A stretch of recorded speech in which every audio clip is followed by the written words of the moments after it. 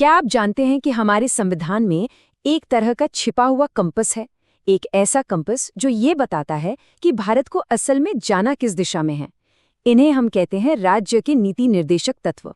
तो चलिए आज इसी कंपस को थोड़ा और करीब से समझते हैं और देखते हैं कि ये भारत के सफर को गाइड कैसे करता है। तो सवाल ये उठता है कि क्या भारत सरकार के पास कोई ऑफिशियल टू डू लिस्ट है? मतलब एक ऐसी लिस्ट जो बताए कि भाई हमें देश को बनाना कैसा है? तो जवाब है हाँ, बिल्कुल है। और इसका जवाब इन्हीं सिद्धांतों के अंदर छिपा हुआ है। हाँ, इन्हें शॉर्ट में डीएसपी भी कहते हैं। अब देखिए, अगर एकदम सीधी सादी भाषा में समझे ना, तो ये कॉन्स्टिट्यूशन की तरफ से सरकार के लिए कुछ गाइडलाइंस हैं। आप इसे एक तरह का निर्देश भी मान सकते हैं। ये वो बड़े बड़े गोल्स हैं जिन्हें हासिल करके भारत को एक वेलफेयर स्टेट बनना है। मतलब एक ऐसा देश जो अपने हर एक नागरिक का पूरा ख्याल रखे। लेकिन एक मिनट, इन्हें फंडामेंटल राइट्स यानी मौलिक अधिकारों से कंफ्यूज मत कीजिएगा। ये दोनों बहुत अलग चीजें हैं। हाँ बिल्कुल। सबसे पहला और बड़ा फर्क है इनके नेचर का। देखिए, डायरेक्टिव प्रिंसिपल्स पॉजिटिव हैं। मतलब ये सरकार को कुछ करने के लिए कहते हैं, जैसे स्कूल बनाओ, हेल्थ फैसिलिटीज सुधारो। वहीं फंडामेंटल राइट्स नेगेटिव होते हैं। वो सरकार को कुछ करने से रोकते हैं, जैसे किसी की आज़ादी मत छीनो। दूसरा फर्क है गोल का। डीएसपी का लक्ष्य है सोशल और इकोनॉमिक डेमोक्रेसी लाना, जबकि फंडामेंटल राइट्स का काम पॉलिटिकल डेमोक्रेसी की गारंटी देना है। और सबसे इंपॉर्टेंट बात, डीएसपी को लागू करवाने के लिए आप कोर्ट नहीं जा सकते, लेकिन अगर आपका कोई मौलिक अधिकार छिनता है तो आप सीधे कोर्ट का दरवाजा खटखटा सकते हैं। तो साफ है, ये सिद्धांत सरकार के लिए सिर्फ एक गाइडलाइन है, नागरिकों के लिए कोई पक्का अधिकार नहीं। ठीक है, तो चलिए अब इन प्रिंसिपल्स को समझने के लिए इन्हें 3 हिस्सों में तोड़ते हैं। सबसे पहला है सोशलिस्ट विजन यानी समाजवादी दृष्टिकोण, जो एक वेलफेयर स्टेट की नींव रखता है। तो इस समाजवादी सोच का सबसे पहला गोल है एक ऐसा सोशल सिस्टम बनाना जहां सबको जस्टिस मिले, सोशल भी, इकोनॉमिक भी और पॉलिटिकल भी। आर्टिकल 38 साफ साफ कहता है कि सरकार का काम है कि वो इनकम, स्टेटस और अपॉर्चुनिटीज के बीच जो गहरी खाई है ना, उसे कम करे। इसी से जुड़ा एक और बड़ा मकसद है, वो ये कि देश के जो रिसोर्सेज हैं, जो संपत्ति है, वो कुछ ही लोगों के हाथों में सिमट कर ना रह जाए।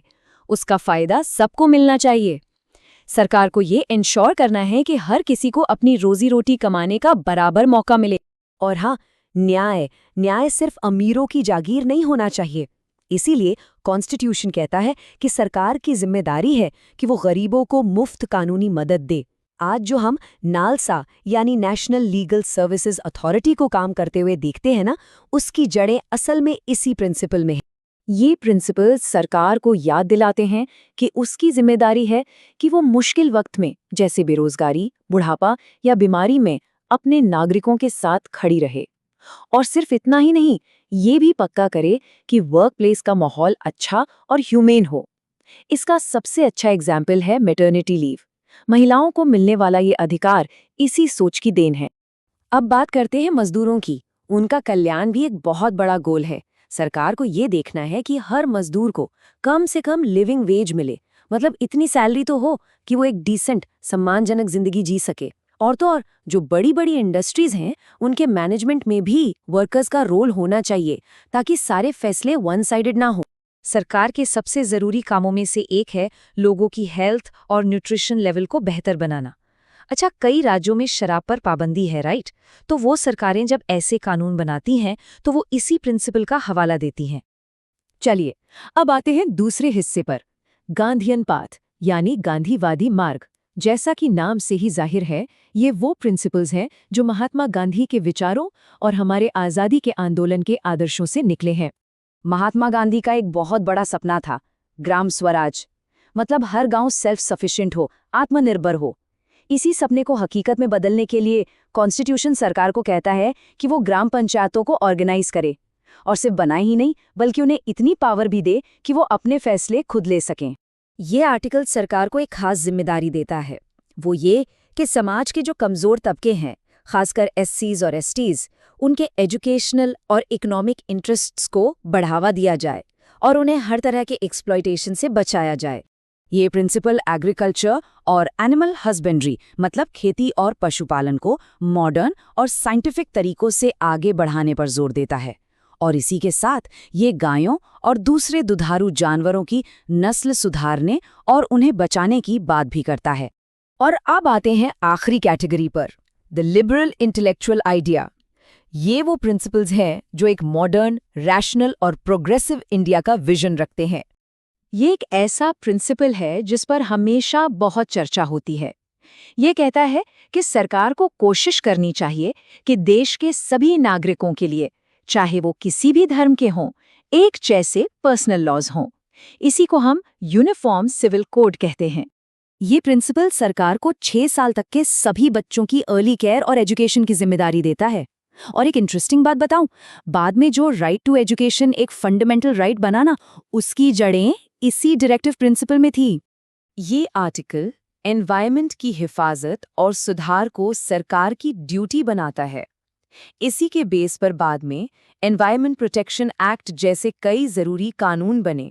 सरकार का ये भी फर्ज है कि वो हमारे नेशनल मॉन्यूमेंट्स और ऐतिहासिक जगहों की हिफाजत करे, मतलब हमारी जो हिस्टोरिकल और कल्चरल हेरिटेज है, जैसे पुराने किले, स्मारक, उन सबको बचा कर रखे।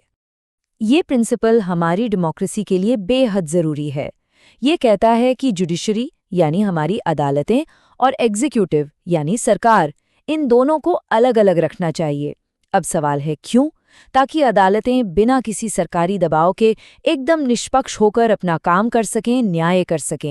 और आखिर में ये आर्टिकल इंडिया की फॉरेन पॉलिसी को गाइड करता है। ये कहता है कि भारत इंटरनेशनल पीस और सिक्योरिटी को प्रमोट करेगा और दुनिया के सभी देशों के साथ अच्छे और सम्मानजनक रिश्ते बनाए रखेगा। तो इन सारे प्रिंसिपल्स का निचोड़ क्या है? The one line take away बहुत सिंपल है।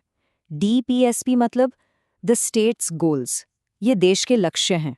ये वो मंजिल है जिसकी तरफ भारत को एक नेशन के तौर पे हमेशा आगे बढ़ते रहना है। तो संविधान के इस कंपस को समझने में अगर मदद मिली हो और ऐसे ही कॉम्प्लेक्स टॉपिक्स को आसान भाषा में समझना पसंद करते हैं तो हमारे चैनल को सब्सक्राइब करना न भूलें। और जाते जाते एक सवाल आपके लिए छोड़ जाते हैं। संविधान बनाने वालों का ये 75 साल पुराना कंपस क्या आज भी उतना ही रेलेवेंट है? और आने वाले कल के भारत की चुनौतियों और सपनों को ये कैसे रास्ता दिखाएगा? इस पर सोचिएगा ज़रूर।